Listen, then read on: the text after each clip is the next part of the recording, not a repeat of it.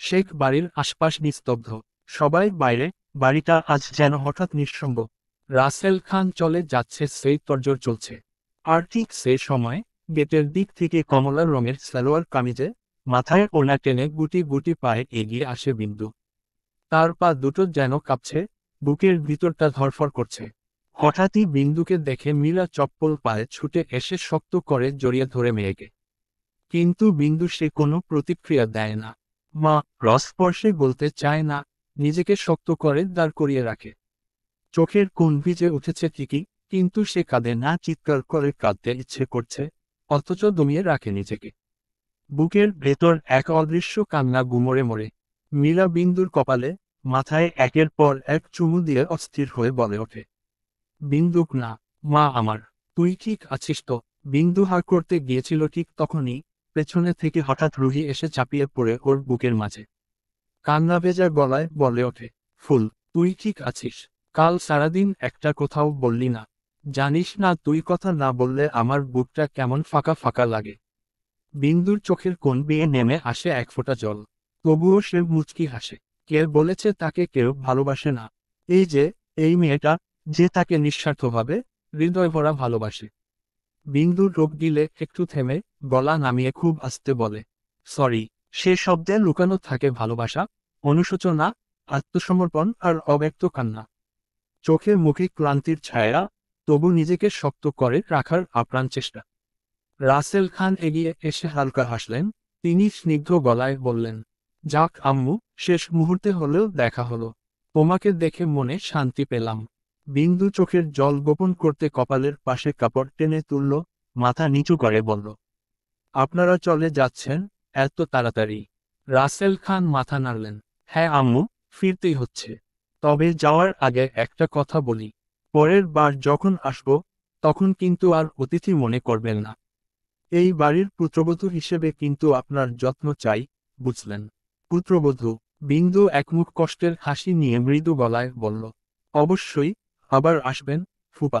সন্তুষ্ট হলেন রাসেল খান, ভদ্রলোক ঘাড় নেড়ে সম্মতি দিল। হেনা খান ঠোঁটে হাসি ঝুলিয়ে থাকলেও চোখে পড়ে আছে একরাশ কুয়াশা। সাজ্জাদ রেজা মৃদু গলায় মীরাকে উদ্দেশ করে বললেন, ওকে ভেতরে নিয়ে যাও মীরা। মীরা এগিয়ে এলো, কিন্তু বিন্দু হাঁটবার আগে হেনা খান তার পাশে এসে নিঃশব্দে ফিসফিসিয়ে বলল, যত ইচ্ছে হাসো এখন, যতদিন ঘুড়ির মতো উড়তে পারো, উড়ে নাও। কিন্তু মনে রেখো, তোমার এই সংসার বেশি দিন থাকবে না। এই বাড়ির বউ হয়ে রাজরানী হয়ে থাকবে ভেবেছ? আমি থাকতে তোমার সেই আশা কোনোদিনও পূরণ হবে না। আমি তোমাকে এবাড়ির বউ হয়ে বেশি দিন থাকতে দিব না। এমন শীতল হুমকিতে বিন্দুর গায়ে কাটা দেয়। বিন্দু স্তব্ধ, নিঃশব্দে দাঁড়িয়ে থাকে। তার কাঁধে যেন জমে ওঠে শীতল কোনো ছায়া। পা যেন হঠাৎ ভারী হয়ে আসে। মাথা নিচু করে এগিয়ে যায়, আর পিছনে ফেলে আসে হিনা খানের বিষাক্ত চাহনি। হিনা খান যেন তার চাহনিতেই ধ্বংস করে দিতে চায় বিন্দু নামের কোমল মেয়েটিকে। আকাশে পাখিদের সারি ফিরছে নীড়ে, মাঠের ঘাসে ঝিরিঝিরি বাতাস গোধূলির হাওয়ায় ভেসে আসে এক অদ্ভুত বিষণ্ণতা। ড্রয়িং রুমে বসে টিভির পর্দায় চোখ রেখেছে বৃষ্টি আর ঝর্ণা। পর্দায় চলা দৃশ্য দেখে মাঝে মধ্যে হেসে উঠছে দুজনে, যদিও মনটা যেন একেবারে মগ্ন নয় কারোই। হঠাৎ করেই কলিং বেলের তীক্ষ্ণ শব্দে চমকে ওঠে তারা। পরপর দুইবার, তিনবার। ঘন ঘন বেল বাজতেই ঝর্ণা উঠে দাঁড়াতেই বৃষ্টি বাদ সাধল বলল, তুমি বসো, আমি যাচ্ছি। এই অসময়ে আবার কে আসবে এমন? বিরক্ত মুখে দরজার দিকে এগিয়ে গেল বৃষ্টি। কলিং বেলের শব্দে কপাল কুঁচকে এলো তার, মরার মতো বেল বাজায় কোন হালায়। মনে মনে বকতে বকতে এগিয়ে গেল বৃষ্টি, দরজা খুলতেই চোখ বড় বড় হয়ে গেল তার। দরজার সম্মুখে দাঁড়িয়ে আছে মেহেদী। নীল রঙের চেক শার্ট গায়ে, গায়ের ঘামে ভেজা কাপড় যেন তার বুকের সাথে আটকে আছে। মুখে একরাশ ক্লান্তি। খাম্বার মতো দাঁড়িয়ে থাকবি, নাকি ভেতরে ঢুকতে দিবি? চেনা কণ্ঠে খোঁচা মারা বিরক্ত ভঙ্গিতে বলল মেহেদী। বৃষ্টি ভ্যাবাচেকা খেয়ে একপাশে সরে গেল। সে তো দাঁড়িয়েই গেছিল যেন হঠাৎ থেমে যাওয়ার সময়ে। মেহেদী ঘরে ঢুকে ঝর্ণার বিপরীত পাশে সোফায় বসে পড়ল। ঝর্ণা বিস্ময়ে তাকিয়ে থেকে বলে উঠল, আপনি কে ভাই?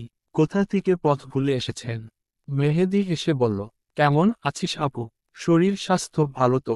তোর কাছে আমি কি এক্স বোন হয়ে গেছি রে নাকি? খোঁজ খবর কিছুই নেই। আদৌ মনে আছে, তোর একটা বড় বোন আছে? এই না সেদিনই এসেছিলাম, অবাক হয়ে বলে উঠল মেহেদি। সেদিন? সে আরো 2 সপ্তাহ আগের কথা।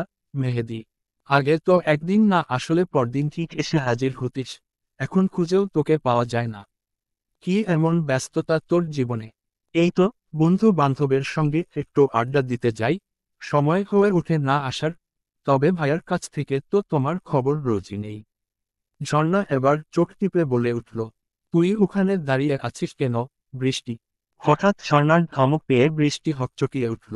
মেহেদি ভ্রু কুঁচকে দরজার কাছে গুটিসুটি মেরে দাঁড়িয়ে থাকা বৃষ্টির দিকে তাকালো। বৃষ্টি ধীরে ধীরে ঝর্ণার পাশে এগিয়ে গেল।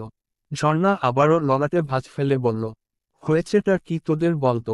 সেদিন বাসায় গিয়েও খেয়াল করলাম, আগের মতো তোদের মধ্যে আর সেই চঞ্চলতা নেই, হাসিঠাট্টা নেই, কথা নেই। বন্ধুত্বপূর্ণ সম্পর্কে এমন ফাটা পড়ল কেন? কি হয়েছে রে? বৃষ্টি মনে মনে ভয় পেয়ে যায়, আপা আবার কিছু বুঝে গেল না তো। মেহেদির মুখশ্রী একদম স্বাভাবিক, সে দৃঢ় গলায় বলে, আমার তো কিছু হয়নি। ওর কিছু হয়েছে কি না সেটা ওকেই জিজ্ঞেস করো, আমি জানি না। চক্ষুদ্বয় বড় বড় করে ফেলল বৃষ্টি। বৃষ্টির মুখ সাদা হয়ে গেল মুহূর্তেই। কিভাবে ফাঁসিয়ে দিল ওকে এমনভাবে? মেহেদি স্বাভাবিক আচরণ করলেও সে কেন জানি পারে না। আগের মতো বন্ধুসুলভ ব্যবহার করতে পারে না, তেমন একটা অস্বস্তি বোধ করে। লম্বা নিঃশ্বাস ফেলে সে যেন নিজের ওপরেই বিরক্ত হলো। ঝর্ণা ললাটে ভাঁজ করে তাকাতে বৃষ্টি আমতা আমতা কাপা কণ্ঠে বলে উঠল, উদ্ধৃতি চিহ্ন ডট ডট। কই? কি? কিছু হয়নি তো। ঝর্ণা খাটে না ওদের ভাই বোন বড় হচ্ছে, তাদের চিন্তাধারার পরিবর্তন ঘটবে এটা অস্বাভাবিক নয়। সে হেয়াদিকে লক্ষ্য করে বলল, ভাত খেয়েছিস? দেব কিছু? না খেয়ে এসেছি, তবে একটু দাঁড়াও, আসছি বলে দ্রুত বেরিয়ে গেল মেহেদি। মিনিটও গড়াতে না গড়াতে ফিরে এলো হাতে একটা প্যাকেট নিয়ে। প্যাকেটটা ঝর্ণার হাতে ধরিয়ে দিয়ে বসতে বসতে বলল, আসার সময় হালিম আর ফুচকা এনেছিলাম, গাড়িতে রেখে এসেছিলাম ভুলে। ঝর্ণার চোখ চকচক করে উঠল। আমার লক্ষ্মী ভাই, তুই তো জানিস আমার দুর্বলতা কই। বৃষ্টি তখনও ঠায় দাঁড়িয়ে, যেন ঠিক বুঝে উঠতে পারছে না নিজেকে। এই বৃষ্টি, প্লেট নিয়ে আয় তো চটজলদি। ঝর্ণার গলা শুনে সাড়া দিয়ে রান্নাঘরের দিকে পা বাড়ালো বৃষ্টি। ফিরেও এলো একটা প্লেট এবং পানি নিয়ে। তোর জন্য আনলি না প্লেট? জিজ্ঞেস করলো ঝর্ণা। বৃষ্টি চোখ নামিয়ে বলল, তুমি খাও আপু, আমার মাথা ব্যথা করছে। আমি একটু রুমে যাই বলি দ্রুত চলে গেল। ঝর্ণা হতবাক। যে মেয়ে ফুচকা দেখলে চোখ চকচক করে, জ্বর মাথা ব্যথা সব ভালো হয়ে মুখে পানি চলে আসে, সে কিনা না খেয়ে চলে গেল। মেহেদির সরু চোখ বৃষ্টির দিকে, কিন্তু মুখে একটুও ভাঁজ নেই। চোখে নেই প্রশ্ন বা বিরক্তি, কেবল নীরব একটা দৃষ্টি। সে চোখ ছোট ছোট করে দেখল মেয়েটার চলে যাওয়া, তবুও তার মধ্যে ন্যূনতম প্রতিক্রিয়া দেখা গেল না। আলো অন্ধকারের এই সন্ধিক্ষণে পাখিরা ডেকে ফিরছে আপন ঘুমে, নীড়ে ফেরার আকুলতা যেন বাতাসে ছড়িয়ে পড়েছে। আকাশ রক্তিম আগুনে রাঙা, একটা বেদনার গল্প বলে যাচ্ছে বিদায়ের সুরে। বিন্দু নিজের রুমের বারান্দায় দাঁড়িয়ে, নির্বাক। এখন থেকে নিজের বরাদ্দ রুমেই থাকবে সে। রুহি অনেক করে বলেছিল, একা না থাকতে। কিন্তু বিন্দু চুপচাপ তার কথাগুলো বাতাসে ভাসিয়ে দিয়েছে। কেন জানি না, একা থাকলেই যেন নিজেকে একটু বেশি চেনা যায়, অনুভব করা যায়। বুকের ভার কিছুটা হালকা লাগে। ঠিক এমন সময় দরজা ঠেলে হন্তদন্ত করে ঘরে ঢুকে পড়ে মীরা। তার চোখে আতঙ্ক, মুখে দুশ্চিন্তার রেখা। পেছনে পায়ের ধ্বনি তুলে প্রবেশ করেন সাজ্জাদ রেজাও, ভদ্রলোকের কপালে গভীর চিন্তার ছাপ। মীরা বিন্দুর নাম ধরে ডেকে ওঠেন। বিন্দু দরজার কাছে এগিয়ে এসে দাঁড়ায়। মূর্তির মতো স্থির, মুখে কোনো অভিব্যক্তি নেই, চোখ শুধু নিচের দিকে। মীরা ততক্ষণে রুমের ভেতরে ঢুকে ব্যস্ত হয়ে পড়েছেন বিন্দুর জামা কাপড় গুছাতে। একটা ব্যাগ খুলে তাড়াহুড়ো করে সবকিছু ঢোকাতে থাকেন। কণ্ঠে উদ্বেগ, গলায় রুদ্ধ উত্তাপ। ঝটপট গুছিয়ে নে, বিন্দু। তোকে রেখে আসবো, এমন এক জায়গায় রাখবো যেখানে অন্য কেউ তোকে খুঁজে পাবে না। বিন্দু চোখ বড় করে তাকায় মায়ের দিকে। বিশ্বাস করতে পারে না সে ঠিক শুনেছে কিনা। মীরার কথার মাঝেই শান্ত গলায় বলে ওঠেন সাজ্জাদ রেজা, মীরা, তুমি কি করতে চলেছ বুঝতে পারছো? তোমার কি মাথা খারাপ হয়ে গেছে? বিন্দু এখন অর্ণর স্ত্রী। অর্ণ না থাকলেও তুমি তার অনুপস্থিতিতে এভাবে ওকে নিয়ে যেতে পারো না।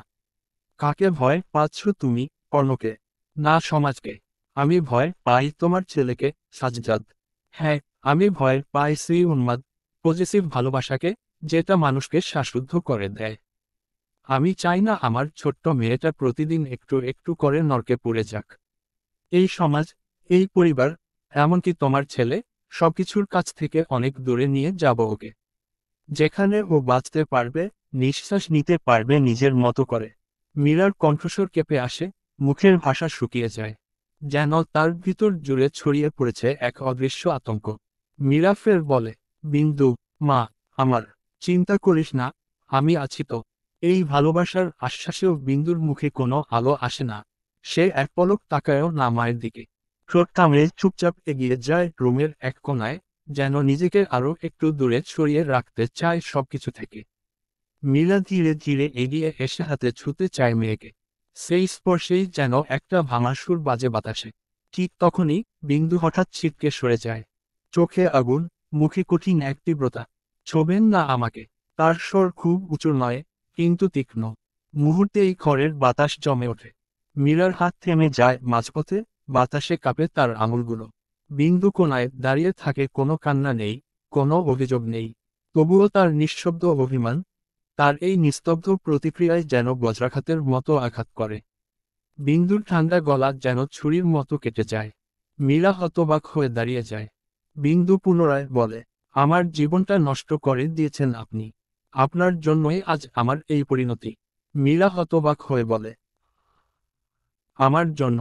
বিন্দু কাঁদতে কাঁদতে বলল, হ্যাঁ, হ্যাঁ, আপনার জন্যই।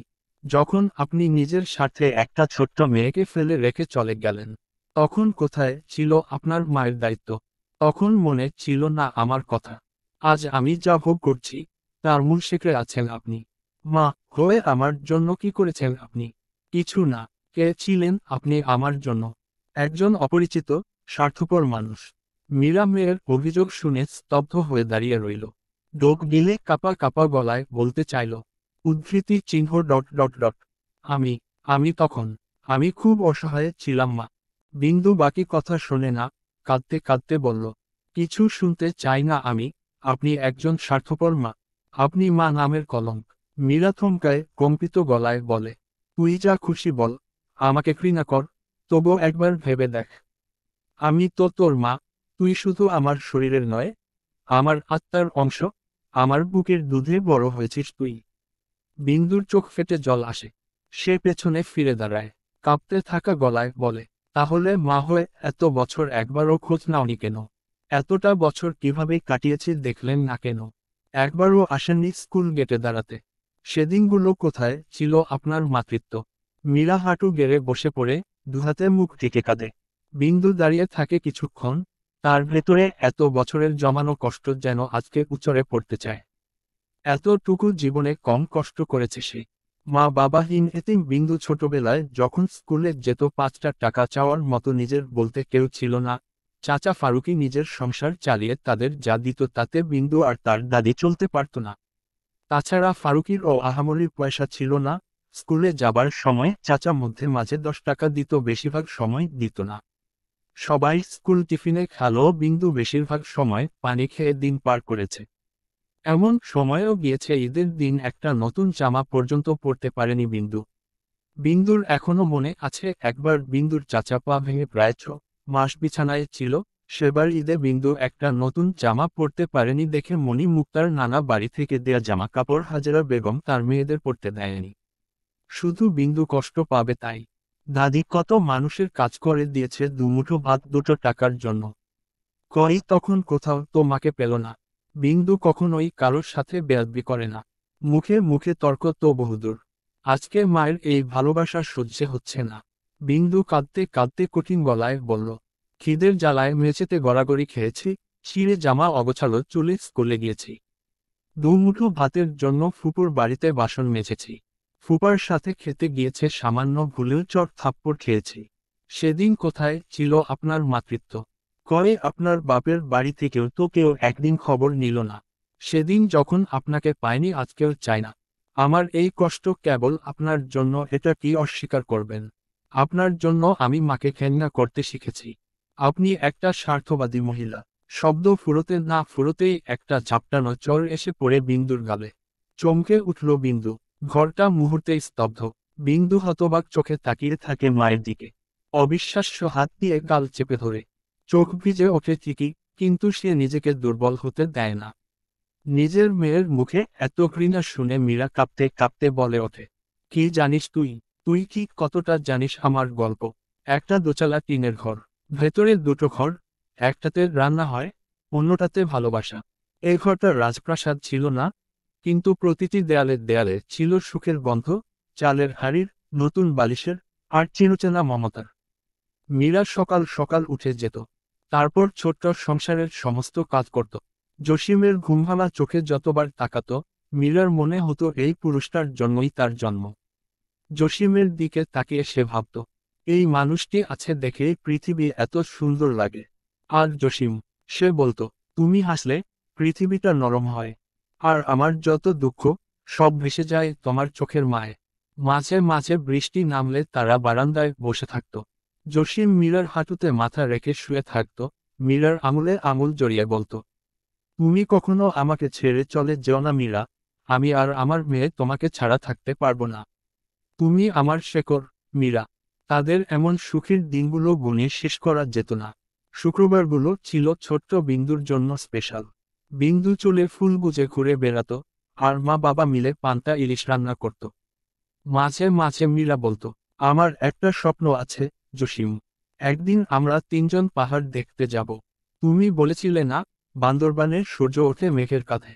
জসিম তার হাতটা ধরে বলতো, আমার বউ পাহাড়ে গেলে পাহাড়ও প্রেমে পড়ে যাবে। তুমি শুধু বলো, আমি নিয়ে যাব। তারা একে অপরকে ভালোবাসত খুব। নারীর মতো বাঁধা ছিল দুজন। একদিন হঠাৎ করে জসিম বলল, চলো একটু ঘুরতে যাই। বিন্দু তো স্কুলে, আজ শুধু তুমি আর আমি। আমার এক বন্ধুর রিসোর্ট আছে, নতুন হয়েছে। তোমাকে একা নিয়ে কিছুটা সময় কাটাতে চাই। মীরা একটু অবাক হয়েছিল, তবুও তার মুখ দেখে কিছু বলেনি। কারণ বহুদিন পর স্বামী তার হাত ধরে বাইরে যেতে চাইছে। সে ভাবল, হোক না একদিনের বিশ্রাম, হোক না একটু নিরিবিলি সময়। তাদের সেই সকালে খুব সুন্দর সূর্য উঠেছিল। বিন্দুর মিঠে কপালে চুমু দিয়ে রেখে এসেছিল দাদির কাছে। ছোট্ট বিন্দু তখন মায়ের আঁচলে মুখ বুজে বলেছিল, আসার সময় আমার জন্য অনেক চিপস চকলেট নিয়ে আইসো। মীরা তার ছোট্ট মেয়ের কপালে আদর দিয়ে বেরিয়েছিল জসিমের সঙ্গে। গাড়ি ছুটছিল, পেছনে ফেলে যাচ্ছিল ছোট্ট সুখের শহরটা। মীরা জানালা দিয়ে দেখছিল মাঠ, নদী, খেজুর গাছ। তার চোখে ছিল প্রশান্তি।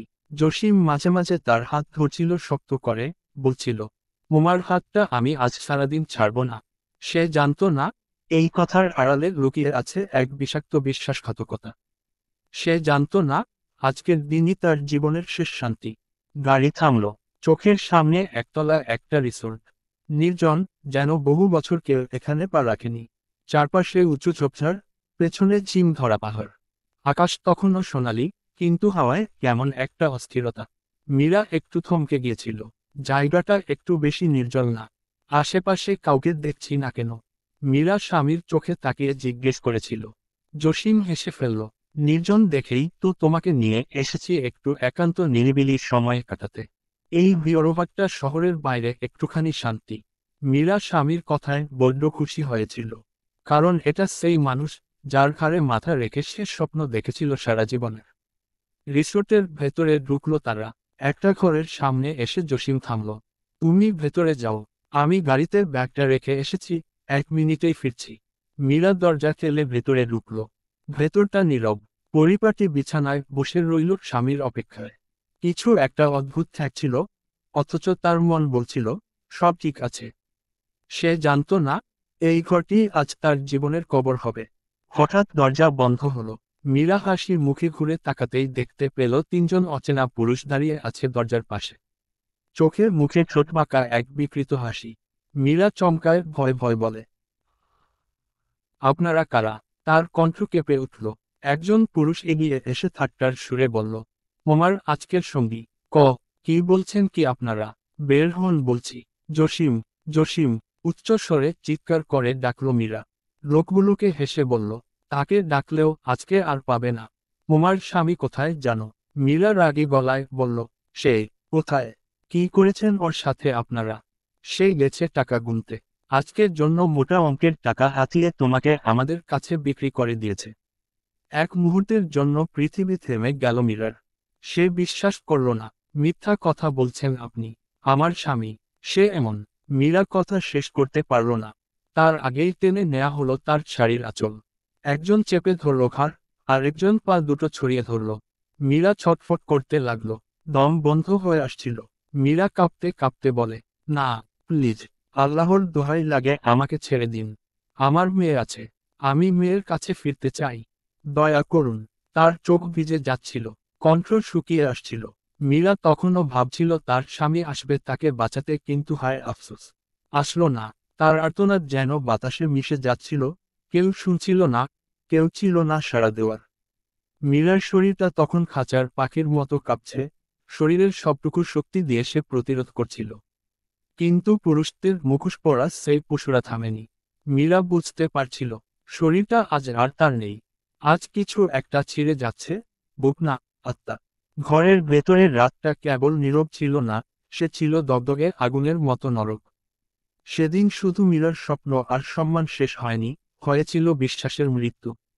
মাঝরাতে যখন মীরাকে ফেলে রেখে তারা নেশা করে তুলছিল, মীরা ভেঙে পড়লেও মনোবল হারায়নি। কাচের গ্লাস ভেঙে দুজনকে ওখানেই খুন করল। ভয়ে অন্যজন পালিয়ে গেল হাত থেকে। আর জসিম, সে আর ফিরল না। টাকার লোভে সেই দিন বিক্রি করেছিল এক নারীর জীবন, এক মেয়ের মা, এক স্বপ্নের গল্প। জসিম নিজেও সেদিন রাতে সেই রিসোর্টে এক পার্টনারের হাতে খুন হয়ে গেল, টাকা নিয়ে দ্বন্দ্বে। মীরা শুনে কাঁপেনি। তার একটুও কষ্ট হয়নি। সে শুধু ভেবেছিল, ভালোই হয়েছে। বিশ্বাসঘাতকের মৃত্যুই ন্যায্য শাস্তি। মায়ের মুখে অন্ধকার অতীতের ভয়ঙ্কর গল্প শুনে শিউরে উঠে বিন্দু। কান্নার দাপটে ঠোঁট কেঁপে ওঠে, বুকের ভেতর হু হু করে কান্না জমে। এক ঝটকায় সে বসে পড়ে শক্ত ফ্লোরে, যেন শরীর জুড়ে শীতল কিছু বয়ে গেছে। নিঃশব্দে কেঁদে উঠে সে, ভিতরটা ফেটে চৌচির। তার বাবা এতটা জঘন্য ছিল। এই জন্যই বাবার কোনো স্মৃতি নেই কোথাও। দাদির মুখে কখনো বাবার কথা শোনেনি। চাচা বাবার কথা শুনতাই রেগে যেতেন। বাবার কবরটা পর্যন্ত নেই তাদের কবরস্থানে। বিন্দু স্তব্ধ হয়ে বসে রইল। মীরা হু হু করে কেঁদে ফেলল। পুরনো সেই ভয়ঙ্কর রাতের কথা না চাইতেও মনে পড়ে গেল। তুমি ওকে বলো আমি স্বার্থপর মানুষ। আমি ওকে ফেলে আসিনি। কথাগুলো কান্নার ঝাপটায় অস্পষ্ট হয়ে যায়। মীরা কাঁপতে কাঁপতে মাথা নিচু করে ফেলল। বিন্দু দুহাতে মুখটিকে হাউমাউ করে কাঁদতে লাগল। সাজ্জাদ রেজা স্ত্রীকে শক্ত করে বুকের মধ্যে টেনে নিলেন। তার কাঁধে মাথা রেখে মীরার ভেঙে পড়া শরীরটা আঁকড়ে ধরে তিনি শান্ত স্বরে বললেন, শান্ত হও মীরা। ও এখনো ছোট, কিছুই জানতো না। ওর তোমাকে ভুল বোঝাটা খুবই স্বাভাবিক। তুমি ভেঙে পড়ো না, আমি আছি তো তোমার পাশে। মীরা অস্ফুট গলায় ফিসফিস করে বলল, অর্ণর পজেসিভের মাঝে আমি সেই পিশাচ তাকে দেখতে পাই। সাজ্জাদ রেজা জানে মীরার ভয়টা ঠিক কোনখানে। তিনি সেদিকে না তাকিয়ে বললেন, অর্ণ আমার ছেলে, আমার রক্ত। সে কাপুরুষ নয়। মীরা, তার বুকের ভেতর বারুদের ঢেউ। যে ছোঁয়া ভালোবাসে, সেই হাতেই আগুন। প্রয়োজনে সে ছায়াকেও জ্বালিয়ে দেয়। বিন্দুর গায়ে আঁচড় পড়বে, অসম্ভব। পড়ার আগেই অর্ণ সেই হাত কেটে মাটিতে পুঁতে দেবে। সে দুনিয়া ছেড়ে দিতে পারে, কিন্তু বিন্দুর এক ফোঁটা অশ্রুর দাম রক্ত দিয়ে মেটাবে। সময়, এক নিঃশব্দ অথচ অক্লান্ত পথিক। সে চলে নিজের রাস্তায়, একরোখা, নির্বিকার। না সে কারো দিকে ফিরে তাকায়, না থামে কারো আহ্বানে। নিরবধি নদীর মতোই সে শুধু বহমান। নদীর জলের মতো সময়েও ভাসিয়ে নিয়ে যায় প্রাপ্তি অপ্রাপ্তির গল্প, তুলে দেয় কান্না আর হাসির ছায়াগুলো। আজ যাকে আঁকড়ে ধরতে চাও, কাল সে হারিয়ে যাবে স্মৃতির অতলে। সময় কারো নয়। সে না প্রেম বোঝে, না বোঝে বিরহের ভাষা। সে জানে শুধু চলতে স্রোতের মতো, বাতাসের মতো, আর রেখে যেতে যেতে যায় মানুষের ভেতর স্মৃতি, দুঃখ আর না বলা উপলব্ধি। দিন যায়, রাত আসে। রাত পেরোয়, নতুন ভোর নামে। ঠিক এমন করেই দেখতে দেখতে কেটে গেছে 1 মাস। এই 1 মাসে অনেক কিছুই বদলে গেছে। বিন্দুর পরীক্ষার ফলাফল এসেছে। সে ভালো রেজাল্ট করেছে। রুহিও কম যায় না। বিন্দুর চেয়ে পয়েন্ট সামান্য কম হলেও তাদের পরিবার গর্বিত। সাজ্জাদ রেজা ওদের দু বোনকেই শহরের একটি স্বনামধন্য কলেজে ভর্তি করিয়েছেন। নতুন কলেজ, নতুন বন্ধু, নতুন পরিবেশ, সবই ভালো লাগছে। ক্লাসে যাওয়া আসা, পড়াশোনা, নতুন নতুন মানুষের সঙ্গে পরিচয়, সবকিছুর মাঝেই কেটে যাচ্ছে দিনগুলো। তবুও কিছু একটা যেন থমকে আছে। হ্যাঁ, বিন্দুর ভেতরটা থেমে আছে। সেই সেদিনের পর মায়ের সঙ্গে কথাবার্তা নেই বললেই চলে। যে কথাগুলো মীরা বলেছিল তা নিঃসন্দেহে অমানবিক, নির্মম। মায়ের অতীত মনে পড়লে বিন্দু কষ্ট পায়, বুকের ভেতর শিরশির করে ওঠে। তবুও সে কে দোষারোপ করে না। তবে সেই অভিমান, সেই বুকচাপা কষ্ট, সেগুলো তো এখনো অম্লান, জ্যান্ত। এক মুঠো ভাতের জন্য কতই না কষ্ট করছে। সেই স্মৃতি আজও তাকে কাঁদায়। ভুলে যাওয়ার কথা, তার মা যেটা করেছে। নতুন সংসার কি পাতল, কিন্তু বিন্দুর জন্য সময় হলো কই। বিন্দু অভিযোগ করে না, সেটা তো সেই ছোট্টবেলায় করা ছেড়ে দিয়েছে। সেদিন কষ্ট সামলাতে না পেরে দুটি কথা শুনিয়ে দিয়েছে, তার আগে পিছে তো কখনোই করেনি। তারপরও আর কিছু বলেনি, বলবেও না কখনো। কতটা নিরুপায় হলে অনিচ্ছুক সত্ত্বেও এই বিলাসবহুল জীবন কাটায় সে। আজকে আবার তার নামের পাশে যুক্ত হয়েছে শেখ, তবুও এক অজানা শূন্যতায় সে ভাসে। আর কোথায় সে? সেই যে তাকে গেটের সামনে নামিয়ে দিয়ে চলে গেল। আর তোর সে ফিরে আসেনি। না ফোন, না কোনো খোঁজ, না টেক্সট। লোকটা যেন একেবারে নিঃস্বরে হারিয়ে গেছে। বিন্দুর অবশ্য ভালোই হয়েছে। এই অনুপস্থিতিই হয়তো শান্তি। তবে সমস্যা হলো, গত কয়েকদিন ধরে রাত গভীর হলে দরজার ওপাশে ভেসে আসে এক পরিচিত কণ্ঠ। অর্ণর ডাক। প্রথমে বিন্দু ভাবে এটা হয়তো তার কল্পনা, মন যেন খেলা করছে। কিন্তু না, প্রতিদিন সেই একই ডাক, একই ভঙ্গিমায়, একই শ্বাসের গতি। বিন্দু শুনেও না শোনার ভান করে। চোখ বন্ধ করে শুয়ে পড়ে। তারপর কখন যে ঘুমিয়ে পড়ে, যেন কিছুই হয়নি। কিন্তু ভেতরে তার শরীর শিউরে ওঠে, হার্টবিট ছাপিয়ে যায় স্বাভাবিকতা। তবুও মুখে কিছু বলে না, কাউকে জানায় না। সে শুধু চুপ করে উপেক্ষা করে। আর সময়, সে তো নিজের গতিতে বয়ে চলে, কারোর জন্য থামে না, না অন্যর জন্য, না বিন্দুর জন্য। রাত গভীর, শহরটা একদম নিস্তব্ধ, বিছানায় এপাশ ওপাশ করছে বিন্দু। ঘুম যেন কিছুতেই চোখে ধরা দিচ্ছে না। ছোট্ট জীবনটার হিসাব মেলাতে পারছে না। আচ্ছা, তার কি অর্ণকে মেনে নেওয়া উচিত? মাকে ক্ষমা করা উচিত? আর বাবা, যাকে সারা জীবন শ্রদ্ধার রেখেছে, তাকে ঘৃণা করা উচিত? কিছুই যেন বুঝে উঠতে পারছে না মেয়েটি। অন্ধকার বদ্ধ রুমের সফেদ বিছানায় উপর হয়ে শুয়ে আছে বিন্দু। ক্ষণে ক্ষণে তার নাজুক দেখানা কেঁপে কেঁপে উঠছে। মেয়েটি কাঁদছে কি? দরজা খোল, চড়ুই। হঠাৎ দরজায় করাঘাত আর অন্যর কণ্ঠস্বর শুনে চমকে উঠে মেয়েটি। জীবনের সুখ দুঃখ মেলাতে মেলাতে কখন যে চোখ থেকে পানি গড়িয়ে পড়েছে টেরি পায়নি। হঠাৎ অর্ণর কণ্ঠস্বর শুনে মনে হচ্ছে ভুল শুনেছে। এই গভীর রাতে অর্ণ আসবে কোথা থেকে? নিশ্চয় আগের বারের মতোই মতিভ্রম ঘটেছে। কি এক যন্ত্রণা! আজকাল লোকটা ঘুমের ঘরেও শান্তি দিচ্ছে না দেখছি। নিস্তব্ধতা ভেঙে ফের বন্ধ দরজার উপাস থেকে ভেসে আসে অর্ণর গম্ভীর গলায় সুর। চড়ুই, ওপেন দ্য ডোর। সময় গড়ায়, তবে দরজা খোলে না। অর্ণ সেই বদ্ধ দরজার সামনে দাঁড়িয়ে আছে। স্বভাব সুলভ গম্ভীর মুখখানায় সারা রাজ্যের কান্তি। বার কয়েক ডাকার পরেও ভেতর থেকে কোনো রেসপন্স পাওয়া গেল না। অর্ণ তীক্ষ্ণ বিরক্তিকর গলায় চিবিয়ে চিবিয়ে সুথাল। দরজা খুলবি না? দরজা ভেঙে ফেলবো। দরজা ভেঙে ঢুকতে হলে কিন্তু তোকেও আস্ত রাখবো না।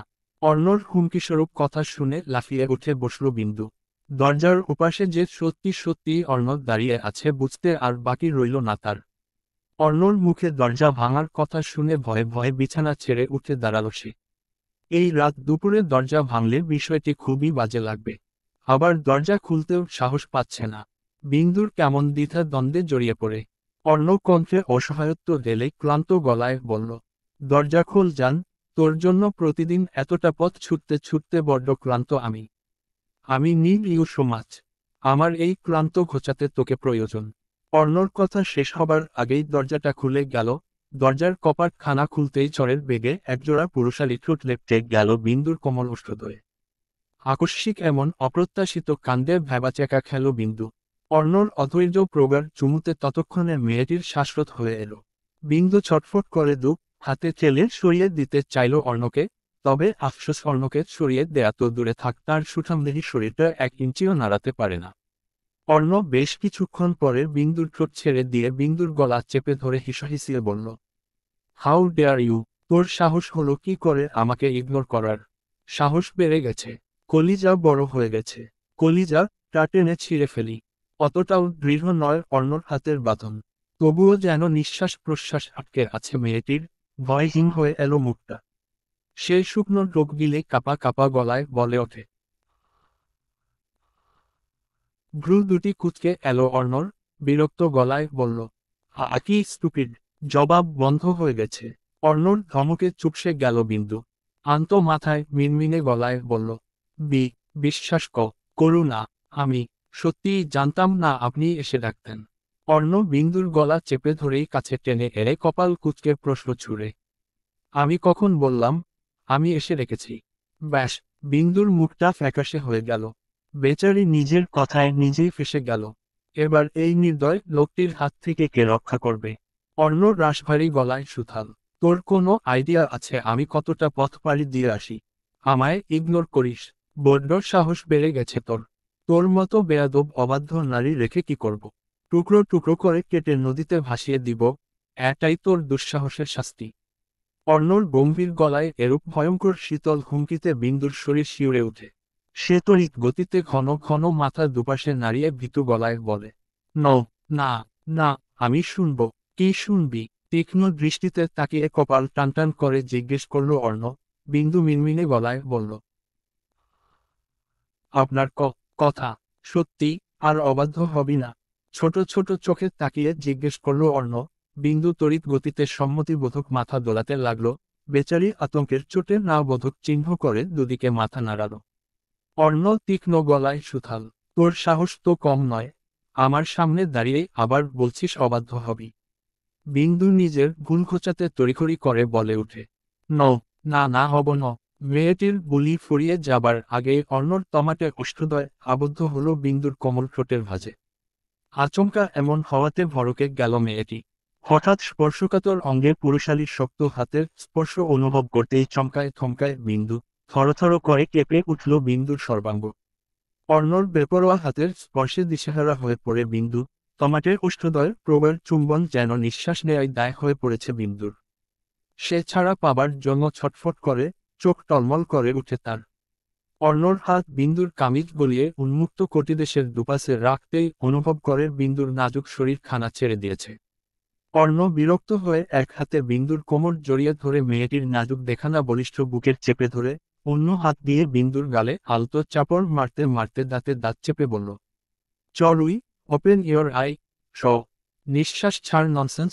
আজকে সেন্সলেস হলেও ছাড় পাবি না তুই। বিন্দু শুনলে তো নিঃশ্বাস নিবে। অর্ণ চোয়াল শক্ত করে তীক্ষ্ণ দৃষ্টিতে তাকিয়ে রইল বিন্দুর পানে। বেয়াদব নারী হাজব্যান্ডের দরদ বোঝে না। অবাধ্য মহিলাকে অর্ণর ইচ্ছে করছে তুলে এক আছাড় মারতে। সে দাঁতে দাঁত পিষে কোলে তুলে নিল বিন্দুর ক্ষীণ শরীরটাকে। চোখে মুখে পানির ঝাপটা পড়তেই টিপটিপ করে চোখ মেলে তাকালো বিন্দু। চোখ খুলতেই তার দৃষ্টি সরাসরি পড়ল সিলিংয়ে। মাথাটা ঘোরাতেই দৃষ্টি আকর্ষণ করে ড্রেসিং টেবিলের সামনে দাঁড়িয়ে থাকা অর্ণর দিকে। সুঠাম দেহে শুধু একটা ট্রাউজার, সেটাও নাভির নিচে।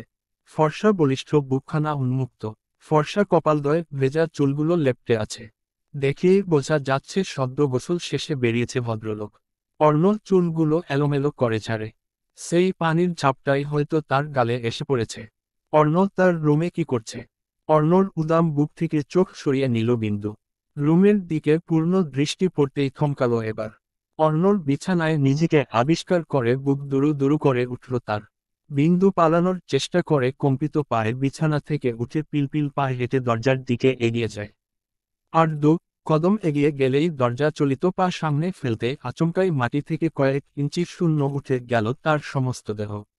ভয় মৃদু চিৎকার দিয়ে উঠল বিন্দু। অর্ণ কোনো প্রকার বার্তা ছাড়াই ওকে কাঁধে নিয়েই ফোকা ফোকা আলোটা নিভিয়ে দিয়ে লালচে রঙের ড্রিম লাইট জ্বালিয়ে দেয়। বিন্দুকে সফেদ বিছানায় শুইয়ে দিতেই ধরফরিয়ে উঠে বিন্দু, কাঁপা কাঁপা গলায় বলে, ক কি করছেন? অর্ণ নিরুত্তর। সে দক্ষ হাতে বিন্দুর বুক থেকে ওড়নাটা টেনে ফেলে দিল। অর্ণর এমন পদক্ষেপে মেয়েটির সর্বাঙ্গে যেন একটা উত্তাল কম্পন সৃষ্টি হলো। অজানা আশঙ্কায় গলা শুকিয়ে কাঠ হয়ে এলো বিন্দুর।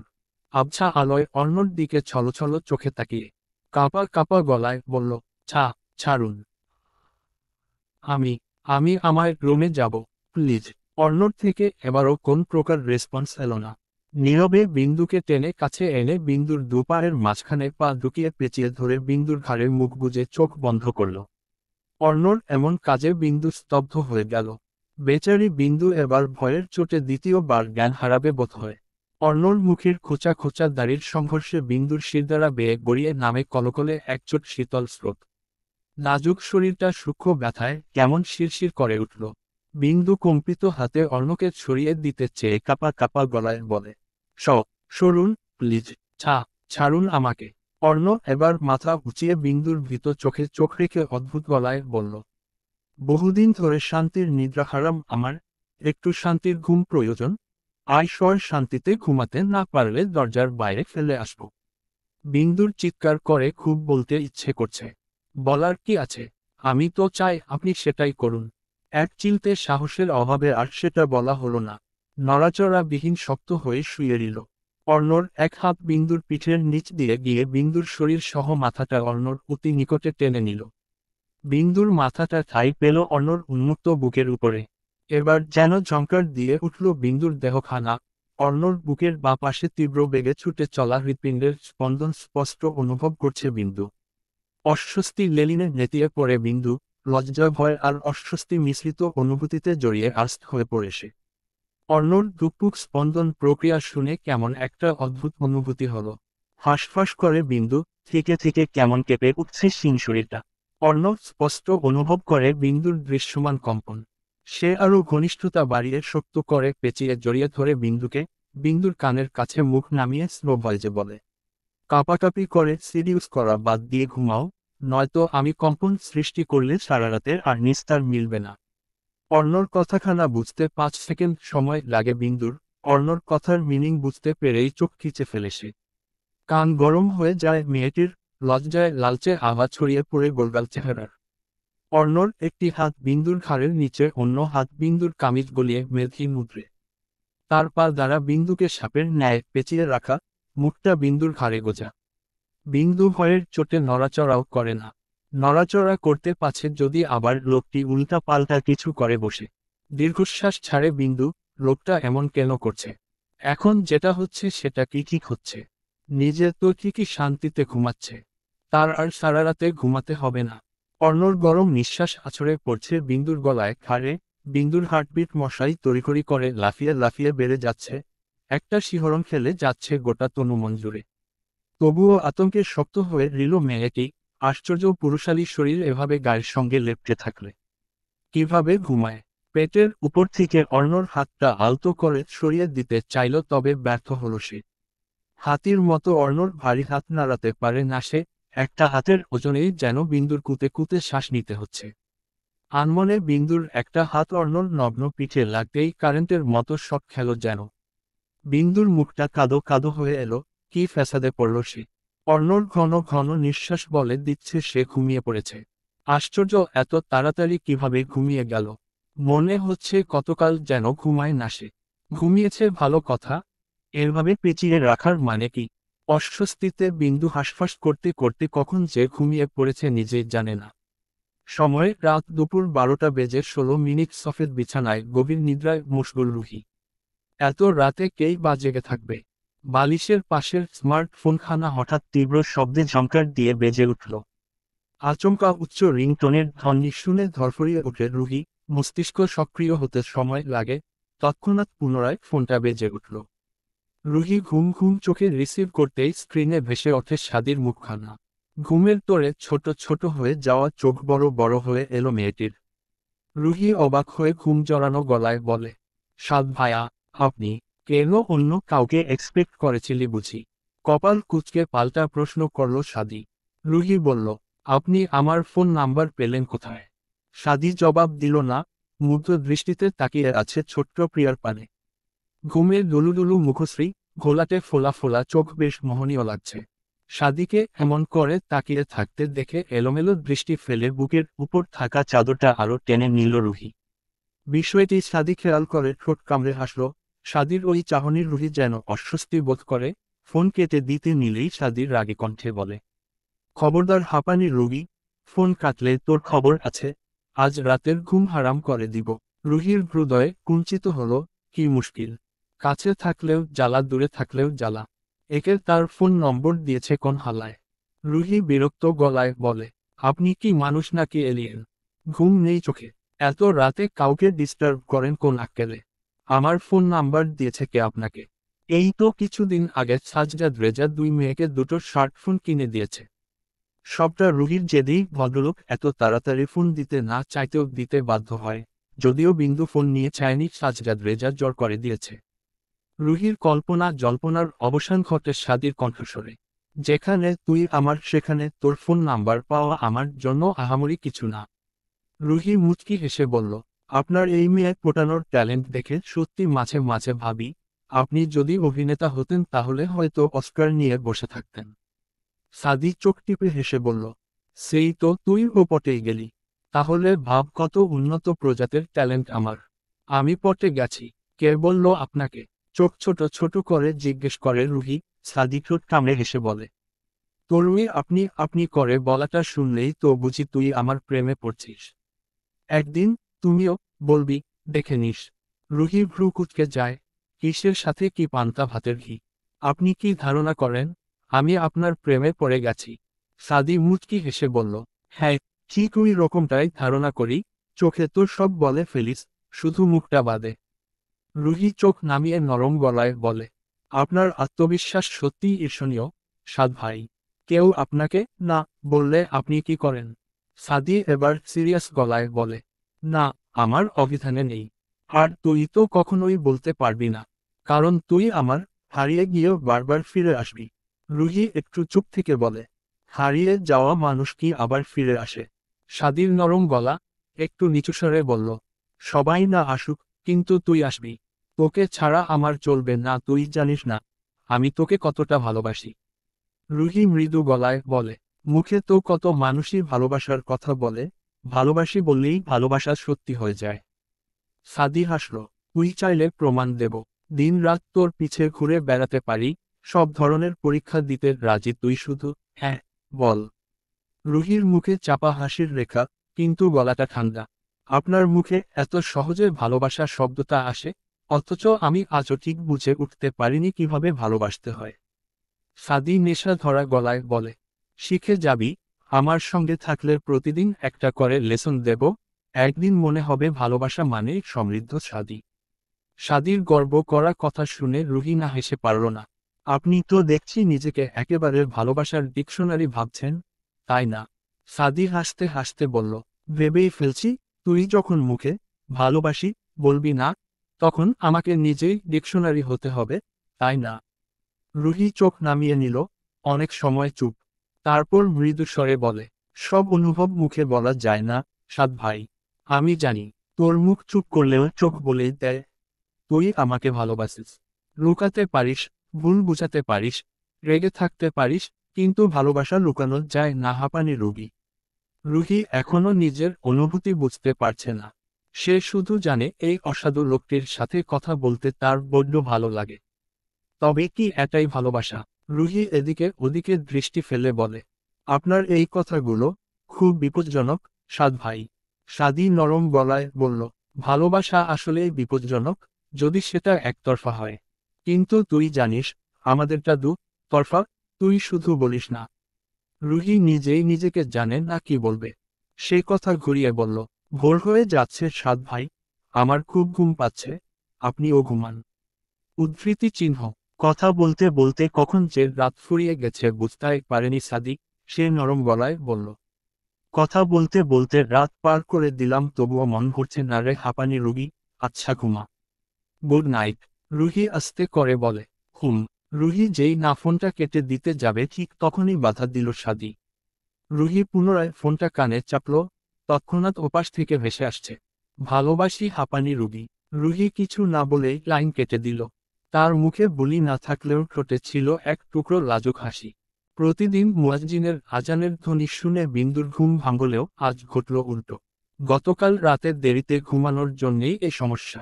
উষ্ণ সূর্যের রশ্মি চোখে পড়তেই বিন্দু লুলুলুলু চোখ মেলে তাকাল। নিস্তব্ধ পুরো রুমের কোথায়ও নেই অর্ণর অস্তিত্ব। বিন্দু তড়িৎ গতিতে উঠে বসল। গতকাল রাতের অর্ণর কাণ্ড মনে পড়তেই লজ্জায় লাল হয়ে উঠল। রুমে অর্ণকে দেখতে না পেরে একটা স্বস্তির নিঃশ্বাস ছাড়ল মেয়েটি। সময় নষ্ট না করে তড়িঘড়ি করে রুম থেকে বেরিয়ে গেল। ভাগ্যিস কেউ সামনে পড়েনি, নয়তো বড্ড লজ্জায় পড়তে হতো। প্রতিদিনের মতো সকালের নাস্তা করে বাড়ির গাড়িতে করে কলেজে গেল বিন্দু আর রুহি। সারা সকালের মধ্যে আর অর্ণকে দেখেনি সে। মনে মনে প্রশ্ন জাগলেও কাউকে জিজ্ঞেস করেনি। কলেজের ক্যান্টিনে একটা টেবিলে বসে আছে রুহি, বিন্দু আর বৃষ্টি। বিন্দু ইতিমধ্যে মেহেদী আর বৃষ্টির বিয়ের ব্যাপারে জেনে গেছে। বৃষ্টিই বলেছে, প্রিয় বন্ধু বলে কথা। বৃষ্টি আর মেহেদীর বিয়ের কথা শুনে বিন্দুর দুদিন লেগেছে সব থেকে বেরোতে। গোপনে দীর্ঘ শ্বাস টেনে নিল বিন্দু।